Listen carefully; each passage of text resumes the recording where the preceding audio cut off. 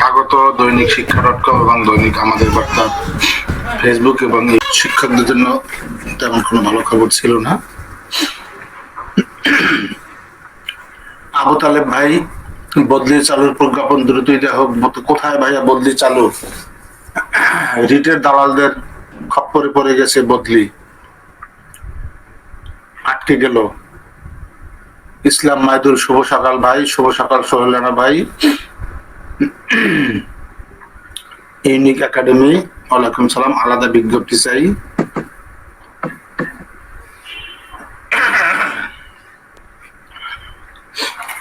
আপনার বিভাস দেবনাথ শুভ সকাল দাদা। আমার কাছে একটি সুখবর আছে এমপিভুক্ত শিক্ষক কর্মচারীদের জন্য। টাকা পয়সা বিষয়ক, এবং আপনারা নোট করে রাখবেন আজকে 12 মে 7:36 বাজে এই খবরটি দেখবেন কিছুক্ষণ পরে বিভিন্ন গ্রুপে বড় করে দেয়া, এবং বলবে যে সূত্র শিক্ষা মন্ত্রণালয়। বাস্তবে শিক্ষা সবসময় শিক্ষা.com। এইখান থেকে কিছুক্ষণ পরে দেখবেন যে খবরটি টেলিভিশনেও চলে গেছে, টেলিভিশনের টিকারে। কিন্তু দুর্ভাগ্যজনক ভাবে অনেকে এখানে প্রশ্ন করেন খবরটা টেলিভিশনে দেখলাম না। আহা, হতভাগা। শিক্ষা সব খবর সবার আগে দৈনিক শিক্ষা.com এ, তারপর এখান থেকে অন্যরা নিয়ে নেয়। টেলিভিশন হোক, অন্য প্রিন্ট পত্রিকা হোক, অনলাইন হোক, আমাদের এখান থেকে খবরগুলো নেয়। এবং আরেকটা জিনিস দেখবেন যে আজকে বিকেলেই অনেকগুলো শিক্ষক সংগঠন, ফেসবুক ভিত্তিক ভুইফোর সংগঠন, তারা বলবে যে তাদের দাবির প্রেক্ষিতে এই সরকার এই জিনিসটি দেওয়ার চিন্তা করছে বা দিয়েছে। আসলে কারো দাবির প্রেক্ষিতে না, আসলে কারো দাবির প্রেক্ষিতে না। এই যে ভালো খবরটি, সুখবরটি এমপিভুক্ত শিক্ষকদের জন্য, এটা শিক্ষামন্ত্রী মহোদয় নিজে থেকে উদ্যোগ নিয়েছেন। এটা শিক্ষামন্ত্রী মহোদয় নিজে থেকে উদ্যোগ নিয়েছেন। তিনি একটি চিঠি লিখবেন, তার সাথে কথা হয়েছে আমাদের। এটি শিক্ষামন্ত্রীর নিজের উদ্যোগ। এটি কিন্তু স্বাধীনতা শিক্ষক পরিষদ হোক, আর বাংলাদেশ শিক্ষক সমিতি হোক, আর শিক্ষক ফোরাম হোক, কারো দাবির প্রেক্ষিতে না, কারো দাবির প্রেক্ষিতে কিন্তু এটি হয়নি। দেখবেন তারা হই হই রই রই করবে, ক্রেডিট নিয়ে ঝগড়াঝাটি শুরু হবে। এবং এর আগেও আরেকবার এই বিষয়ে আলোচনা হয়েছিল, একদম কাছে পৌঁছে গেছিল, কিন্তু হঠাৎ করে তারা মিছিল শুরু করলো যে তারা এটা আন্দোলন করে পেয়েছেন। আসলে আন্দোলন করে গত 16 বছরে সহকারী গ্রন্থাগারিকরা এমপিভুক্ত হয়েছেন, এছাড়া আর কোনো আন্দোলন করে কোনো কিছু পাওয়া যায়নি। এই শিক্ষক নেতারা এই সাধারণ শিক্ষকদেরকে কিছু ভুল বোঝায় যে এটা আন্দোলন করে পেয়েছেন। যদি আন্দোলন করে পেতেন তাহলে আপনাদেরকে 6% থেকে 10% যে অতিরিক্ত কর্তন করলো অবসর কল্যাণে, সেটি কি সেটি তো ঠেকাতে পারেন নাই।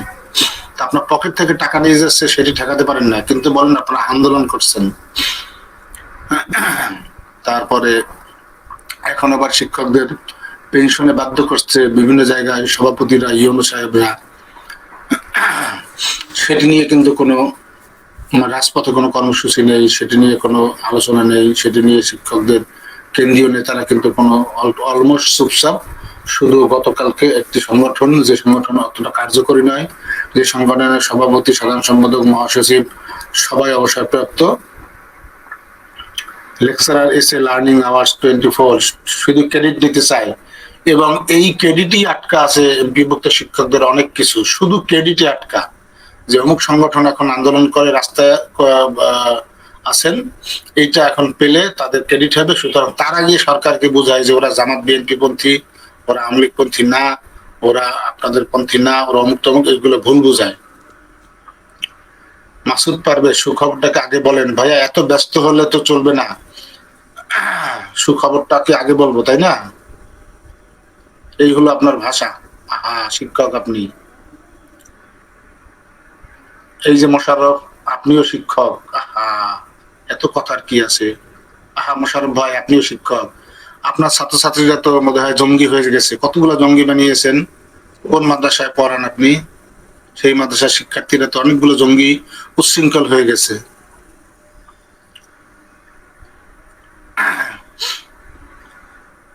আব্দুল্লাহ মামুন ভাই, ভালো আছি ভাই। শুভ সকাল। পঞ্চম গণবিজ্ঞপ্তির সুপারিশ সম্পর্কে কিছু বলবো।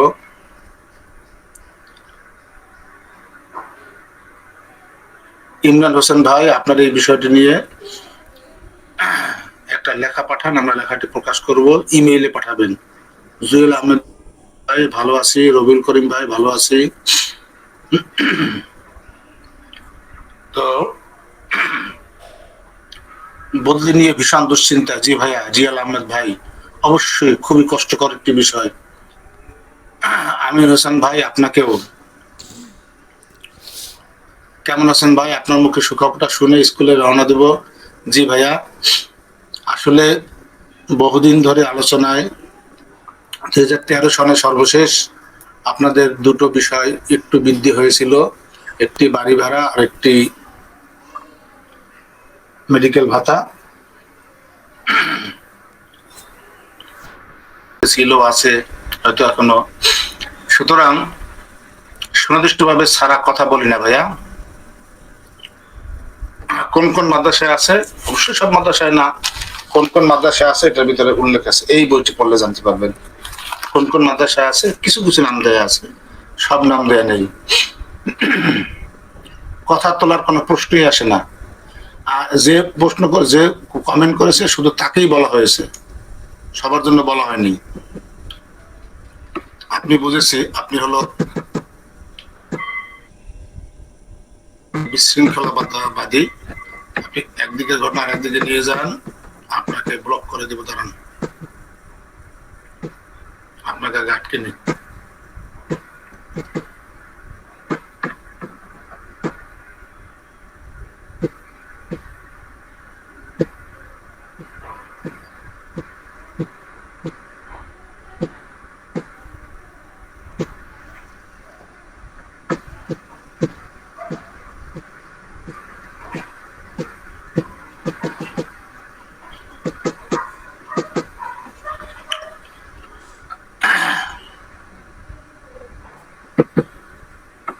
মাসুম বিল্লাহ ভাই, সুখবরটা শুনতে চান? তো এখন বাজে 7টা 44। আপনারা দেখবেন এরপরে কিছুক্ষণ পরে বিভিন্ন শিক্ষক সংগঠন তাদের নিজ নিজ ফেসবুক পেজে, ফেসবুক গ্রুপে, নিবন্ধিত শিক্ষকদের ফেসবুক গ্রুপ আছে অনেকগুলো, বদলি প্রত্যাশীদের বাড়ি ভাড়া। সুখবরটি হলো বাড়ি ভাড়া এবং মেডিকেল ভাতা বৃদ্ধির জন্য শিক্ষামন্ত্রী মহোদয় চিঠি লিখবেন, উদ্যোগ নিয়েছেন, হিসাব করতে বলেছেন যে কত টাকা লাগে। এখন শিক্ষকদের যে বেসিক আছে, শিক্ষক কর্মচারীদের, তাতে বাড়ি ভাড়া বৃদ্ধি করতে কত টাকা বেশি লাগবে, মেডিকেল ভাতা সেটিও বৃদ্ধির জন্য কত টাকা লাগবে।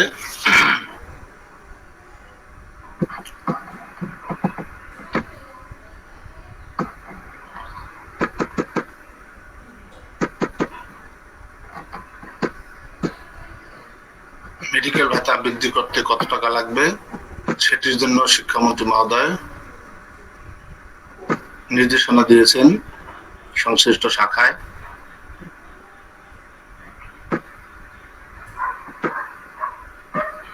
সেটির জন্য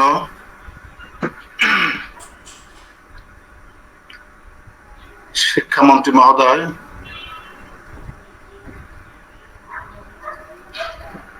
বার্তা শাহবাজপুর, এটা বুঝতে হলে তো আপনাকে শিক্ষিত হতে হবে। সাংবাদিক কি, সাংবাদিককে দৈনিক শিক্ষা কি, এ সম্পর্কে জানতে হবে। তাদের বাড়ি ভাড়া এবং মেডিকেল ভাতা সেটি বৃদ্ধির জন্য মাননীয় শিক্ষামন্ত্রী মহিবুল হাসান চৌধুরী অর্থ মন্ত্রণালয়ে, আর এ বিষয়ে পজিটিভ ইঙ্গিত পেয়ে তিনি এই উদ্যোগ নিয়েছেন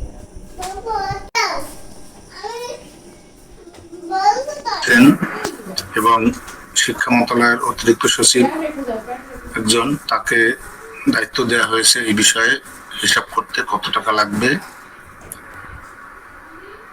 অর্থাৎ আপনাদের চিকিৎসা ভাতা এবং বাড়ি ভাড়া সেটি বৃদ্ধি হতে পারে, এটি হলো সুখবর।